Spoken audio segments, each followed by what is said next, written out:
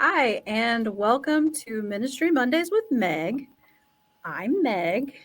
I am Reverend Meg Biddle, and I am the National Coordinator of Ministry Life and the American Baptist Personnel Services. And I currently serve at ABHMS, the American Baptist Home Mission Societies, at the headquarters in King of Prussia, Pennsylvania. Um, Thank you, everybody, for joining us today.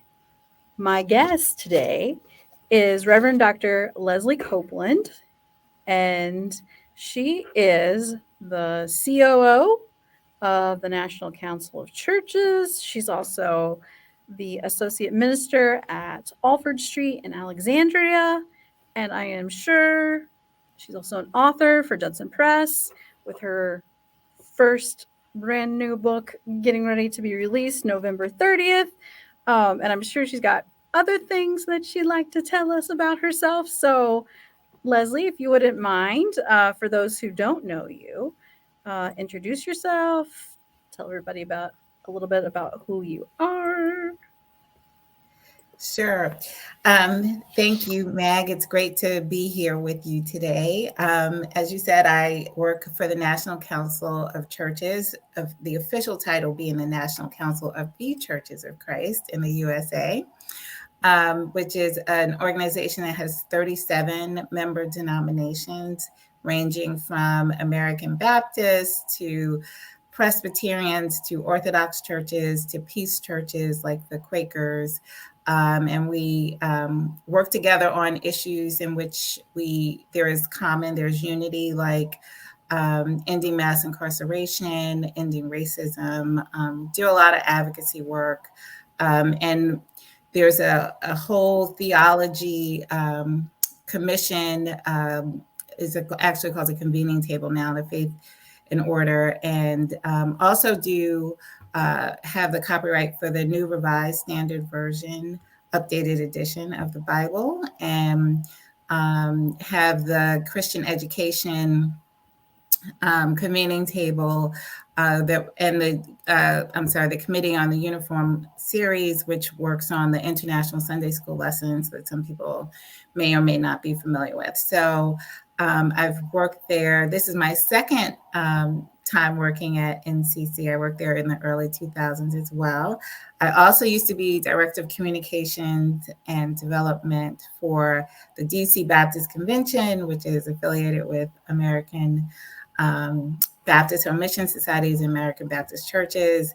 Dr. Hagray was my boss for a little bit before he moved on to do other things. I'm one of the associate ministers. There are many at Alfred Street Baptist Church in Alexandria, which is my home church that does a lot of great ministry and missions work, not only in Alexandria and Virginia and the whole Washington, D.C. metropolitan area, as well as nationally and abroad. So, I think that's just a little bit about me. And it's great to be here with you. Yeah. I mean, thank you for being a part of this, but a little bit about you. I mean, it sounds like you're pretty busy to me. Yes. And as I kind of teased, you've got your new book or your first book coming out, but you also have the chapter in the Church on Purpose, the Reinventing Discipleship, Community, and Justice. Yes.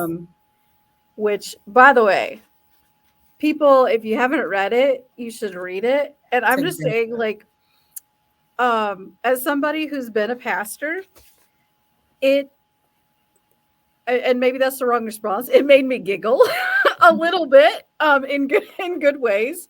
Like, you open this up, let's face it, the church is messy and church leadership sometimes a hot mess, and I'm going, truer words were never spoken kind of thing. Yes. Because it doesn't matter if you've been a pastor, whether you are paid, unpaid, if you served in ministry, churches, it's just, you kind of just try to figure out, which hot mess you want to go and be a part of, and go, okay, These are my people. Um, so I love it. I love that it's honest. It's not, it doesn't feel, sometimes, yeah, I know academics and things like that. They're important, but sometimes it just feels so academic that you're like, okay, let's just call it like we see it. And to me, that's calling it, you know, like like you see it. So Yeah. I very much appreciate that. So if there are people watching and you haven't read it, you should read it, especially, chapter 3, which is Yes. Leslie's chapter. Um, so your first solo book, right, is Yeah. coming out November 30th, Yes. and it's 24/7 embodying Christ-like leadership, Yes. right? So Yes.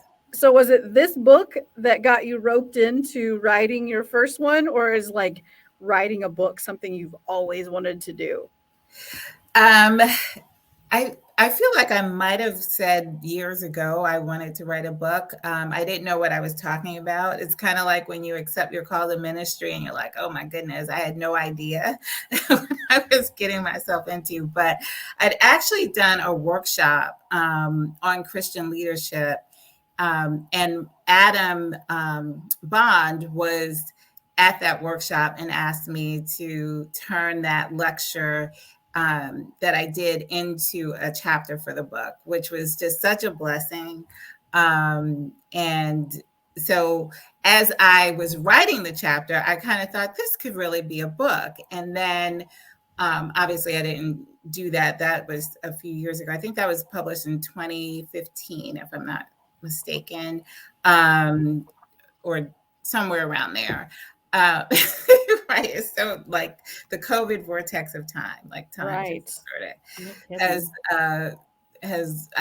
it's like we've 2015, you're lost right. time and then we've gained some time. So in any case, during COVID, I was watching honestly some of what I felt like was a lack of leadership um, played out on just such a broad, not only national, but international scale. And I just felt honestly really vexed in my spirit. Like, this cannot be. And some of the people who claim to be, and I'm not saying that they're not Christians, but who, purport their faith and their belief in Christianity and Christ seem to be the ones who were vexing me the most. And certainly, saying and doing things that I at least felt like put people in harm's way. And so it really just kind of pricked my spirit, like to revisit the chapter and to revisit this whole idea of what it means to be a Christian leader, specifically a Christ-like leader, and not just a leader. Like, what makes a difference? Like, if we say that we're Christians and that we are disciples, followers of Christ, what is the difference in our leadership? How does that look? What does that feel like? How do people receive it? So I really just kind of delved into, tried to look into in a really honest way. I felt myself many times, and I say this in the book, I would almost be apologetic, like, well, I'm not talking about perfection. I'm talking about, our goals, because I didn't want to be, and I still, to your point about we're a hot mess, like we are, we have faults, we all miss it sometimes. So I didn't want to be condemning, but I also felt like I needed to, through the book, really push us to do better in some cases, and at least to be thinking about how we can do better, how we can represent Christ more in the world and in our spheres and places of influence. But don't you think that sometimes we really, need to be condemning to go, this kind of behavior is not okay from people who are claiming to be Christians? Yes, and there's a part in there that the editors, let me just give a shout out to the editors, like Judson, Rachel, and Cheryl. Yeah. There were some parts where I felt like even when I reread it, I'm sure you know, Meg, like you write something and then you go and you rewrite and you're like, whoa, what was I thinking? And so there were some parts that I, kind of went in on people who I feel like do need to be rebuked, right? To use that language. And yeah, and I think that was part of the reason, part of the drive, I think, to really just get this out into the world, because as you know, there's a lot of talk right now even about Christian nationalism, and you know there are people who I feel like are misrepresenting our faith in ways that are really harmful to other people, and certainly don't they don't draw people to Christ. So I feel like I'm a justice advocate and I'm an evangelist at heart. And so, when I see stuff like that, I like lose sleep over it. I'm really mad. I'm wanting to, yell at people, scream at people. Not that I do it, but sometimes people are a hot mess. It's Yeah. like, you can do better than this, Right. and Right. now is a moment for us to be doing better. I agree. I agree. And I think you summed up pretty well what a lot of us feel like. We feel like we've been screaming for so long. We're not those people. We don't feel like that. We don't love like that. That's not love. Right. That's quite the that's quite the opposite. You know, God is not conditional. God, God is loving all God's people, not just what fits in a box, or that kind of thing. And you really get tired of yelling. Um, but in one of these conversations that I've had with someone, and when I remember who it is, I will give them credit. But and it may have been Ryan Burge, but who wrote Nuns, said that when you get tired of yelling, start explaining instead. Mm. And so maybe that's why you write books like these, because it's time for someone to explain. Amen. I like that. I do I like too. that. Really liked it. Um, and so I look forward to reading the book, and I could probably cheat and yeah. I might have to go have a conversation with a JP person, because and get a sneak peek. But in one of your introductions, or it was an about you or something like that, I'm not sure.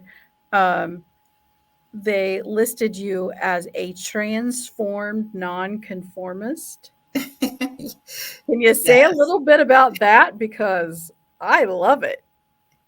So this comes out of a book by Reverend Adam Taylor. He is the head executive director, it may be chief CEO of Sojourners.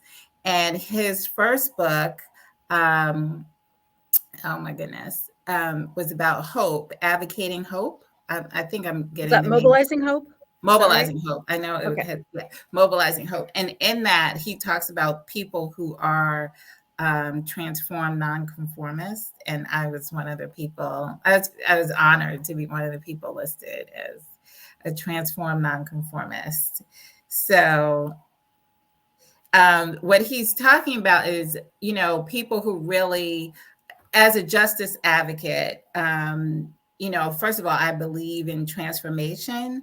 And I believe that transformation, at least part of it, is speaking out against injustice in our world. And so yeah, I love that. I loved it when he did it, and I still love it. I think it's a really neat way to talk about how Christians can engage in the world and how we are supposed to show up in public spaces for other people, for the most vulnerable. And I know that this is part of my calling, but I believe it's part of our calling as a Christian community to show up in those spaces and speak life and justice and righteousness for people who, for ourselves and for others. And I'm known to be out on the street at a rally, and I've done civil disobedience, So I guess that's the nonconformist part of it. I think it's a wonderful, if somebody's going to give you a label, what a great one to have, really. I mean, we spend a lot of times labeling people and things like that, but I would, yeah, I could see how that would definitely be an honor. I mean, oh, come on. Yeah. And I would say, I know this isn't about mobilizing hope in the book, but I do no, think, that's okay. Just shout out to Adam. And if you haven't read it, I think it is a good book, because I do feel like there is a lot of self-centeredness in our society, and mobilizing hope and really looking at how we live in community, beloved community even, together is something that we should be doing as Christians and as a faith community. And is that sort of like a summation of what your book is about? I mean, 24/7 embodying Christ-like leadership. I mean, yeah, and it is. And it's also, you will know, one of the things that and I'm sure you've heard and seen and experienced, is that sometimes people who are the loudest about being Christians can also be terrible when they're leading other people. I say that in love, but some people are just, they can be mean, they can be cruel, they can be impatient. And so I have moments when I can be impatient. I'm generally not mean or cruel, but I can be impatient. So again, I'm not talking about perfection, but what I am talking about is when we say that we're transformed, there's something that should be different about when we are Christians who are leading, whether we're at church or if we have a corporate job or if we, are whatever space that we're in a nonprofit, volunteer, whatever space that we're in, when we are leading, there ought to be something about us, about how we lead, about how we care for people, that shows that we're not just reading off, what Fortune or Business Week said or whatever other, space that talks about leadership, but that there's a Christ-like way in which we engage with people and with our world that separates us and sets us apart, and really in some ways is evangelism without being evangelism, is discipleship without being discipleship,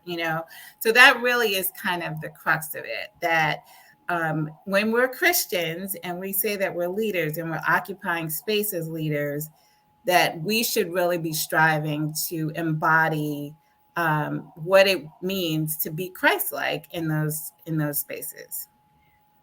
I think like one of the biggest honors people can give those of us who serve in ministries in various ways is when they say things like, "You seem like a real person," you just seem normal, good,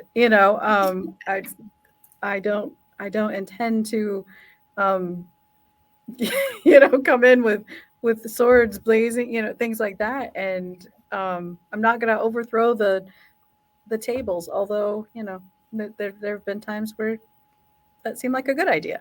But I think for them to just get that leaders are human, and like you said, you can get frustrated with people, but you not cruel, right? But at the and end not of it, abusive, and definitely not abusive. But we do know those people who are not maybe they have their own work to do or whatever the case may be. And so what I try to really drive the point home is that I'm really not talking about us being perfect or not having a bad moment or not needing growth ourselves, because I think, I mean, that's part of the process is that we're all growing. But what I'm talking about is being intentional about our faith in a way that it shows up in our leadership. Yeah. And that's perfect. Your doctoral thesis, In the Public Eye and in Harm's Way. Yes. So that is a clergywoman's viewpoint of domestic violence, like a partner, right? Is that what that's what we're talking about in that? Well, I studied clergy women's experience of domestic Okay. violence as people who are in the public eye, Mhm. but yet oftentimes don't have the space to even be vulnerable in that kind of way. Like that, there's a way in which we talked about fishbowl a little bit, Yeah. but that when you're a clergy woman, when you're dealing with an abusive relationship, it really does. There needs to be different kinds of support than maybe other people. So that was really that was my hypothesis, and yeah, that was the focus of the thesis. I I think you write about things that people need to read. That it it has purpose, and that's what I like. I mean, I know we haven't met in person yet, but you'll be at Space for Grace, so we'll get to see Yes, you, it's get to meet great. you there. But I mean, that's what I love about you, is that authentic and genuine, and it seems to be information that is relevant. Is not just information for information's sake. Some people write books to write books. You write books with purpose, and I appreciate that. Thank you. It was definitely a labor of um, love that I feel like I was called to write it.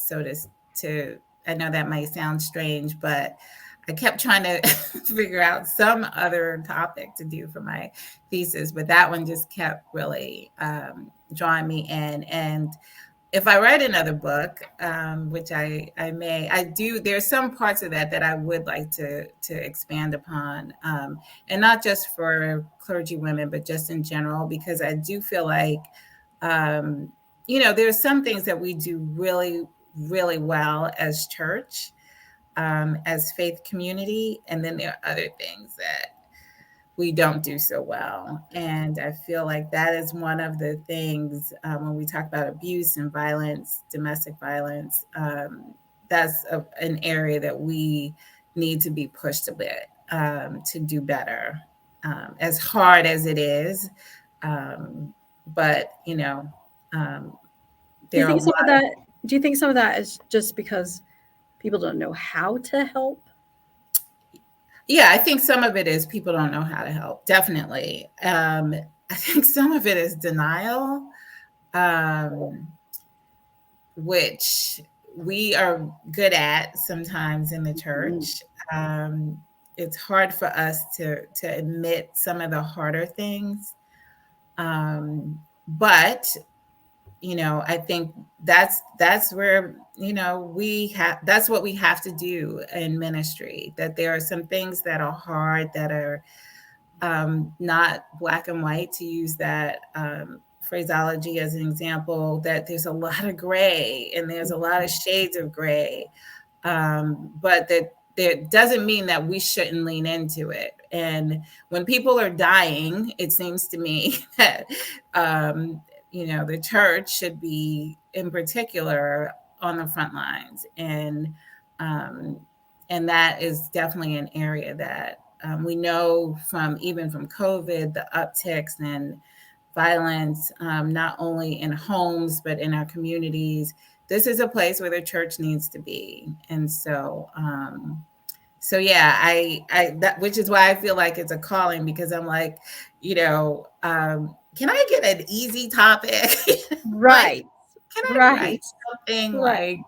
like, I dream about writing a sitcom with a pastor, a woman pastor, the other side of the pulpit, or something along those lines. Just because I know a lot of women pastors who have the most hilarious experiences. People would not believe some of the things you would know, Meg, but I people would. would not believe I could lend some you a of the few crazy stories. things. Yeah. Yeah. And I'm not saying crazy things don't happen to male pastors, so that's not my point. But I know for women pastors and women in ministry, craziest kinds of things happen. But there's a lot of work for us to do as a faith community, as faith communities, and as churches. And I feel like for us to hide away from those isn't. I mean, that's not who God calls us to be. So. So, what's something that you want people to know about you? Like, there's a what question do you wish I would have asked? Is there Oh my something goodness. like, ooh, I wish you would have asked me that so I could tell them this thing? I don't know if there's something I wish you'd ask. What else do I want people to know I don't about me? know, sports team, an animal, Oh, something. so Okay, we could I'm talk a about that. basketball fanatic. I love basketball, but I'm super competitive. So I will shut down if my team like loses. I'll turn the channel. My sister actually played through college, and she, like, if her team loses, she, like, you don't even want to talk to her. Okay. And a funny thing, my son is actually a lot like her. Um, but I love, especially so. My team, honestly, is the Knicks, which is, it's painful. But I also watch. I live in the DMV, so I also watch the Wizards, the Washington Wizards, and I love college basketball. So I went to Syracuse undergrad. I went to, this is a fun fact. Syracuse undergrad. I went to Duke for Divinity School. I did an MBA at Maryland. And 2001, Duke won the NCAA championship. Right. 2002, Maryland won the NCAA championship. 2003, Syracuse won. Carmelo Anthony. So I felt like God was loving up on me during There, that period. there you go. Well, see, these are great things to know. It's You a great know, thing to know.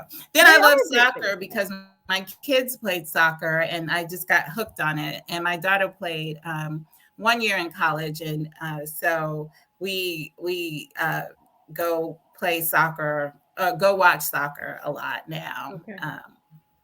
Yeah, so I guess those are fun. Those are fun things, and I love the beach. But you're going to come to that. Right, right. Everybody needs to come, whether they're watch this video before, after, we'll record it. But yes, I'm coming. So, and I'm looking forward to meeting you in person.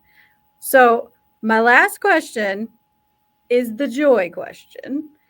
We talked about, we know you're a sports fan, Yes. and but what brings you joy in the things that you do? Pastor, author, mom, soccer, Yeah. what what brings you joy in your life? Um, so I do have to shout out my children. I have two now young adult children.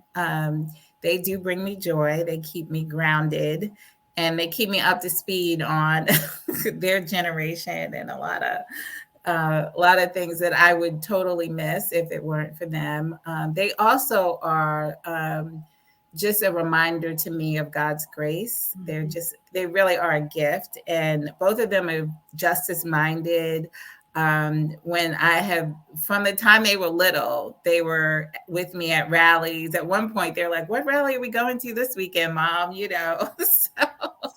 And so it just something, it got in their system, and they're both Christians. They go to church. I know a lot of people in their generation don't necessarily, but they go, they're happy about going to church. They feel like they're connoisseurs of church because they've been in so many different types of churches with having me as a mom. And so they bring me joy. I shared with you, I recently had a death in my family, and my whole family, extended family, was able to get together, and that was joyous. I mean, um, shout out to the Dunbar Walker family. I mean, I really do get a lot of joy from the generations, and how we get along, and then sometimes don't always get along, Long, yeah. but it's always there's a lot of love that is in my Dunbar Walker family. And then the beach gives me joy, because I think everybody should have time at the beach and just watch the waves go in and out, and walk on the sand and just marvel in the beauty of God's creation. And the beach is just one place that I love to go, that always reminds me that God is a creator as well, is the creator. And I get a lot of joy from being at the beach. This might be the best answer yet, Oh, that I've had to this question. So I I appreciate it very much that you've come from all angles and you've included a little bit of everybody. So shout out to uh, Dr. Leslie's family, and wonderful supporters, and your people. Your people. So, for those that are watching, one, thank you for watching. You can catch Ministry Mondays with Meg on Mondays, usually at 11, um, on Facebook, Judson Press, ABHMS Facebook page, YouTube. You can find us. We're around. Or you can just Google us, Ministry Mondays with Meg, and up will pop. And you can watch this episode over and over and share it with your friends, whatever. But for those of you who are watching and coming to Space for Grace, make sure you look for Dr. Leslie and say hello and be like, "Hey, I saw you on." Um, and we'll see what we can do to make you Baptist famous and get her books. New book, 24/7 Embodying Christ-like Leadership, coming out November 30th, and that will be on Judson Press, and I'm sure you'll be able to find it on other sites. What you those can other. pre-order, I believe, also. Oh, we can pre-order. Awesome. Um, I do like pre-ordering. It's fun to be able to get it first. So make sure you support Dr. Leslie and her endeavors, and go and read that Church on Purpose. That's also a great book, and you can get it, I'm sure, on Amazon, but at Judson Press as well. So, all of that being said, thank you, Reverend Dr. Leslie Copeland, for your time. And I am grateful for you and your gifts in ministry, and keep doing the good work. And thank you. Thank Thank you. you, Meg. This has been great. Really glad to I'm, be with you. I'm so glad. I'm glad. Thank you, everyone, for watching.